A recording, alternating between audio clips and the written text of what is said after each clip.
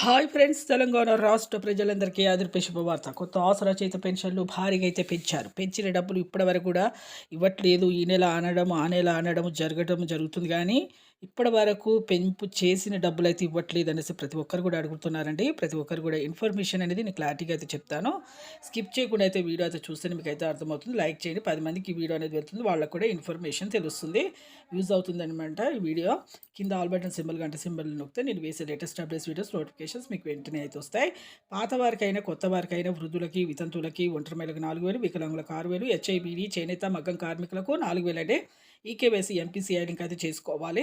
అలాగే ప్రతి ఒక్కరికి కూడా ఇప్పుడు 4,016 నుంచి 6,016 అనేది పెంచడం జరిగింది. ఎందుకు ఈ అప్డేట్ వచ్చింది ఇవ్వట్లేదంటే 14,000 కోట్ల రూపాయలు అయితే విడుదలైతే చేశారు. కానీ కొంత ఆర్థిక ఇబ్బంది వల్ల ఇంకా అమౌంట్ అనేది సరిపోతలేదండి. సరిపోకపోవడం వల్ల ఇవ్వట్లేదు అని చెప్తున్నారు మన సీఎం గారు. ఇప్పుడు మళ్ళీ మీకు మే నెలనైతే 3 విడుదలైతే చేస్తారు. జూన్ వరకు అయితే వస్తాయి. కొత్త పెన్షన్ కూడా మంజూరు అవుతాయి. Thanks for watching.